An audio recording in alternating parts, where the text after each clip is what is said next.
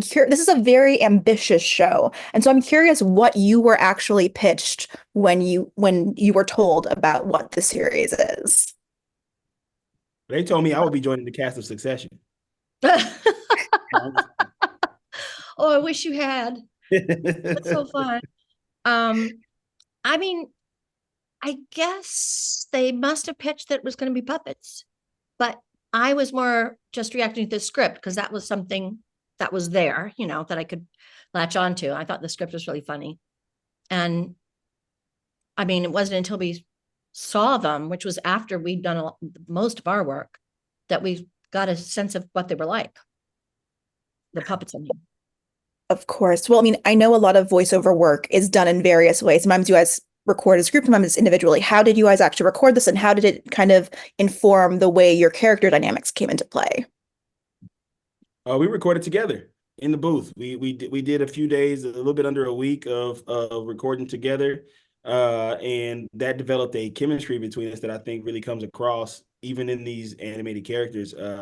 I think that's important to do. I think that's a model that doesn't get done very often. I'm sure other shows do it, but I think what it lent to was a charisma building, like a chemistry building, not charisma building, a chemistry building, and a playfulness and a freedom that that you can't get with a lot of animation. Because a lot of times the stuff is kind of already developed when you go in and you're just putting your voice into what's already been animated and drawn because it takes so long.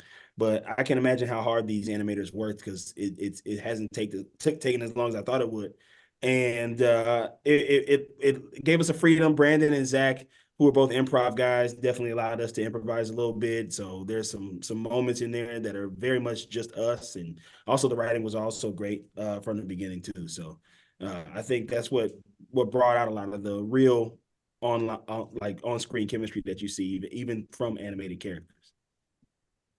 This show has some unique problems and issues in the workplace. What can you tease about what you feel like your character's biggest headache is from their colleagues? my God. Well, in Barb's case, I feel like just, well, Lauren is everyone's biggest headache, I think, everybody's.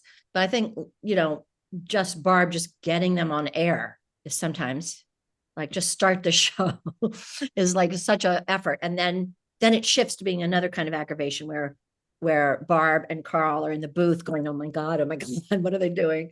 So, but I think just what comes to mind for Barb is just it seems like every episode I might be making this up, but it seems as if she's constantly like, guys, we're on in 1 minute, in 30 seconds, she's always trying to hustle them. Carl? Yeah, I think for me it's kind of the same thing where we kind of are the voices of reason in this crazy workplace, even though we all still both have our own problems too. Not to speak for Jay, but her character is dealing with something so like so crazy, and she's still got to deal with all these people. She's such a nice person, and so she's dealing with her own personal issues, but not trying to step on anybody's toes with something that she's going through that's absolutely insane. And Yeah. so, like, I think we kind of take solace in each other and kind of see each other for like, hey, this is crazy, right? Like, we can talk about this because it doesn't feel like anybody else we can talk about this with. And I think that's what's cool.